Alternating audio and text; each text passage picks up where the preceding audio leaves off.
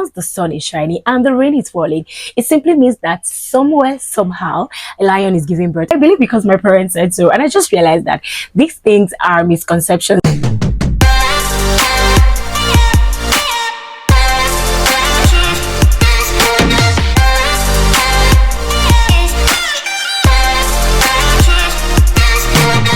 Hi there, my name is Jemima, and if this is the first time of you coming across this YouTube page, do well to hit the subscribe button so that you can get notified anytime I drop new videos. Talking about misconceptions and myths, after sitting down and thoroughly thinking it through, I thought, oh, maybe they are doing this thing so that we don't go astray, or they just want to let us have this fear in us so that we don't do some certain things. Some things are quite reasonable, but at the end of the day, it's still just a misconception. It doesn't mean that if you do this particular thing, this or so thing is going to happen to you. Imagine saying that if you use a broom on a guy, is gonna reduce.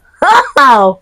Like, make it make sense. Please, I need explanations for these things because I want to believe that there's a reason for doing these things. That's number one. Number two, it is said to believe that if you walk across a pregnant woman, it simply means that your baby is going to look like that person that walked across you. How? Is that person the father of the child? Like, genetically, biologically, how does that even work?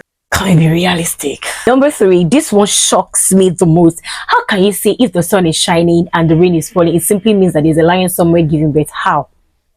Were you passing that day when you saw the lion actually giving birth? Like, I want to know the idea behind these things because honestly, it doesn't really make sense. And I believe these things so much. Like, anytime the rain is falling and the sun is shining, I'll be like, oh wow, there's a lion somewhere giving birth.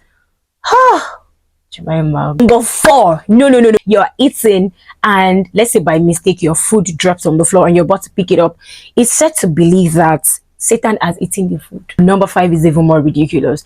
I remember when I was growing up and when I just started like menstruating, there was a time like that I wanted to cook for some of my family people, and there's one of my auntie that said, no, you can't cook. And I said, why? And she said, I'm on my period. I'm like, so what happens to being on your period? She said, if you are on your period and you cook amala, I can't forget it was amala precisely.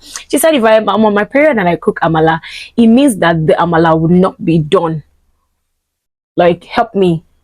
Number six, whistling at night brings demons. Like, it's said to believe that when you whistle at night, like, at night, it means that you are inviting a demon. I don't want to shout because this is noon and I'm just whispering.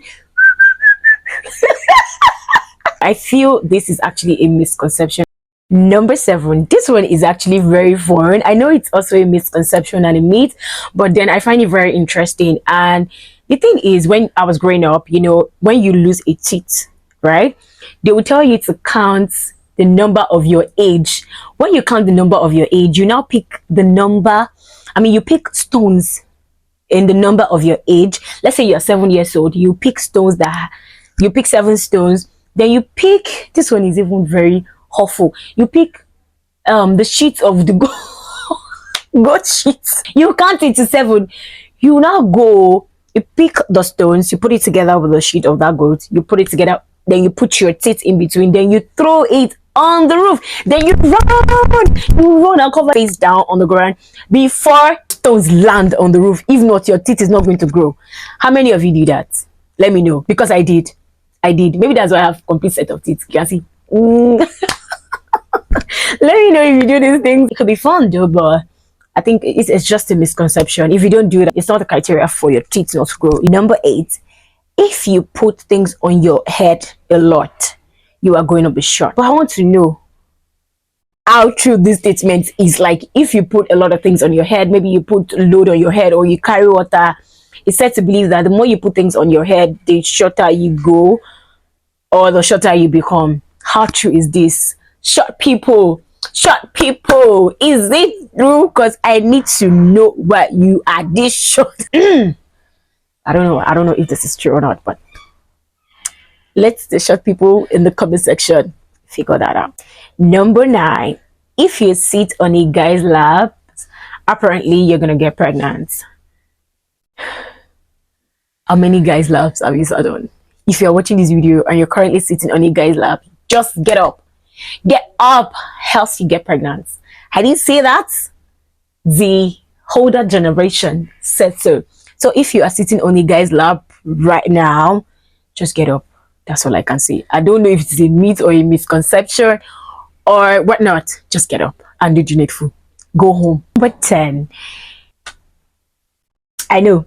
I know you know what I'm about to say because this is actually very funny and it's very, very common to a lot of people in the African world or system. Is very, very popular, especially if you're a Nigerian. You know that thing that if your hair is sounding like maybe you're having like this pulse in your hair, automatically it means that somebody is calling you.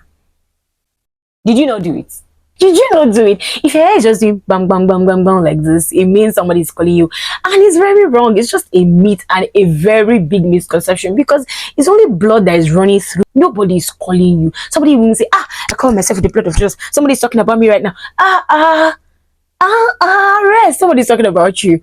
It's just blood that is passing through. Nobody's calling you. If you find this video very interesting and helpful, do want to give it a like. Don't forget to share, subscribe, drop your comment. Let me know the misconception that you've heard in person or the ones that you've even done, even the one you believe as I speak right now. My name remains Jemima, not Jemima. Until next time that I come your way. Mwah.